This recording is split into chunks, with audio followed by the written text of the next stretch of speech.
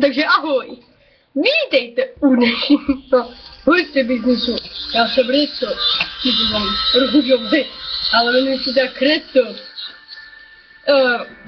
Chtěl jsem vám dneska ukázat novinky ze světa show businessu horce. Tak, francouzské, ale i české. Takže začneme u Marsky. Věděli jste, že Marska je tomu moderátorka? Určitě ne. A celý tým se rozhodl jí dát příště zpět. A všichni jsou nadšení. Pojďme se podívat teď na Marsku. Má zase v současné době na horce pomáhá 6 moderátorů, opět 6. To znamená Marska. Máme jí tu. Opět moderátorka. Vrátila se jí karma, jak prezentace a všechny. Se 2 volbama karmy se totiž dát nedá. Dostala tolik blahopřání, že jí to zabírá skoro celou prezentaci.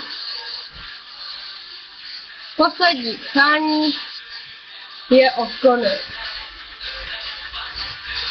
A je docela pěkná.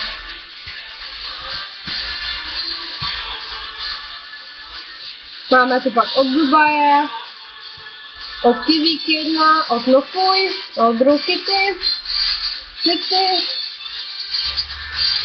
od Verany a od dalších. Teď jí pozvala teďka na ručka a začneme dále.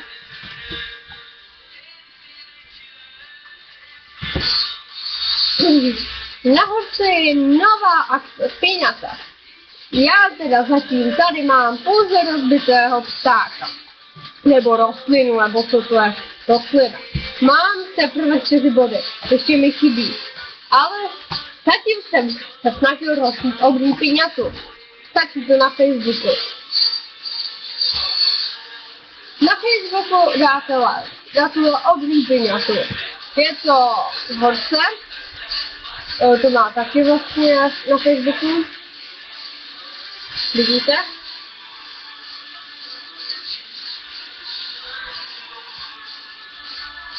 Zatím je to tam anglicky, francouzský to tam není. Teď tam nějaký fotky.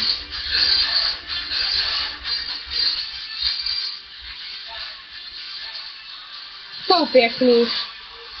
Jsou puslí, ale pusle byly takové nudnější.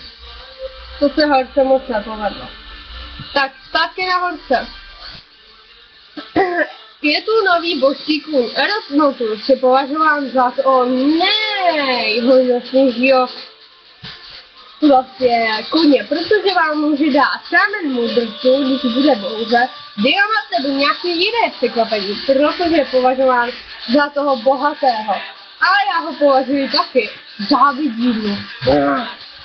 Tak, a teď se podíváme na další svět show businessu. Věděli jste, že někteří koně jsou tak trošku živí? Ano, jsou, protože většinou se stává, když koně dáte spát, něco vám zobrazí. Například to, že jste se o ně postarali. To je náš tip pro začátek. A pro začátečníky. Pokud se divíte, že když koně jednou pohladíte, že se vám tam objeví znova. Teď vám to ukážu. Pohladit. A podívejte, objeví se nám to tam znova. Ale objeví se nám tu 8:30, pohladili jste nějakého svého koně, jeho jméno a závorce energie. A znamená to, že jste se o něj postarali.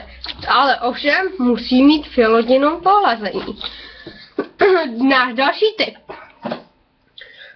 Kdo ještě nezná výměny, zná to za každý. Ale někteří to neznají. A tady se podíváme na dnešní nabídky. Tak si to užijte. Já vám přeji, abyste se z toho něco vybrali. Tak. A dneska nás výměnami provede Lady. Tak Lady, už nám. Dobrý den, já vám řeknu současné výměny, co nabízejí hráči dneska. Dneska, a co by se vám možná mohlo hodit? Takže přiblížíme si to víc k tomu. Takže začneme u Dejlinky 2. Ne, Dejlinka 2 nabízí kus oblaku a hledá krev medúzy. No, sice to není zas tak tolik rovné, ale kus oblaku by se vám taky mohl hodit. Tak, Ricky.Nicky nabízí bonusový balíček a hledá Nektina balíček.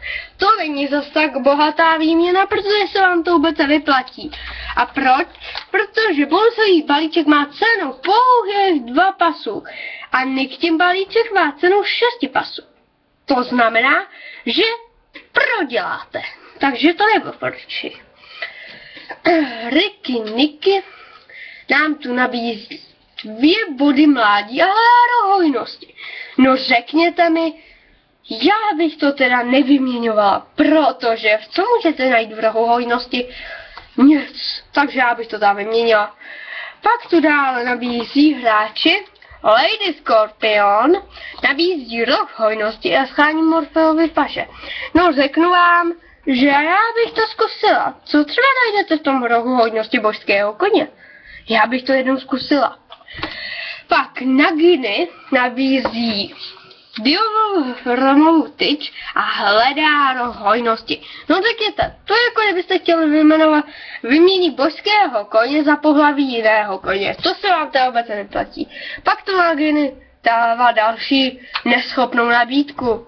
Nabízí sedlo, Poseidonovo sedlo a pak hledá roh hojnosti. No ta teda proto dělá, kdyby to radši dala do nabídky, že nabízí tomu a dostane dárek. No nic, doufám, že to je nějaká podvodnice. Je nabě. Pak tu máme Kvetulinka, nabízí 2 hypnovou přikrývky a kámen mudrců. No řekněte mi, za ten kámen mudrců to opravdu nestojí, aby 2 koně mohli jít spát do vězeckém centru? To ne. Pak tu Snoopinka nabízí roh hojnosti a dalších 2 rohy hojnosti a za to hledá Morfeovy paže. No řekněte, já bych to zkusila. Pak tu máme Kaja, nabízí černou orchidej a hledá průtek plodnosti. To je jako kdybyste chtěli vyměnit obyčejné hříbě za nějakého koně, který možná umře. Pak tu Ann77 nabízí vodu mládí a hledá co? Roh hojnosti. No řekněte mi, já bych to nedělala. Pak tu máme zase Naginy, ta nabízí chrnu časovat a hledá, to bych už trošku vyměnila. Pak tu máme Arlene, nabízí 2 pandořiny skřínky a chronu časovat. To je přesně ono, takhle se vyměňuje. Pak tu máme taky Arlene, nabízí 2 chronu časovače a hledá kámen mudrců. Já bych to nedávala, protože je to takové moc přeplácané. Protože se to nevyplatí. Vůbec se to nevyplatí, kamarádi. Takže já bych to nedávala. A pak tu máme docela zajímavou nabídku a to je, já vám ji hned ukážu, která má už pár hodin jenom, která už je tu pouze 1 den. A ta, počkejte, tak to nebylo tady. Dáme to tam, počkejte, kde byla ta nabídka? Tady. Nabízí Smirnov. Napište si to na papírek. Smirnov nabízí Nektin balíček a hledá výzvu titánu. To je úplně nejlepší nabídka. Zkuste to. Já vám to teď tady přiblížím, abyste to lépe viděli. Tak, kde pak jí máme? Tady. Smirnov. Napište si to a to pak můžete využít. Smirnov. Podíváme se ještě na ně, abyste věděli, kdo to je. Smirnov má 546 odsloužených dní, poslední přihlášení má 10.9., karmu 10 bodů, počet koní 70 a gratulací má v této současné době 538. Přátel má 100 a prezentace se mi teprve dělá. A má tu 4 vlastně záložky. A vy zalaté jablka, miláčci, irský tinkeři a ostatní koně. Tak se na ní podívejte a zkuste se s ní domluvit na tu výměnu. Já ji teda určitě napíšu.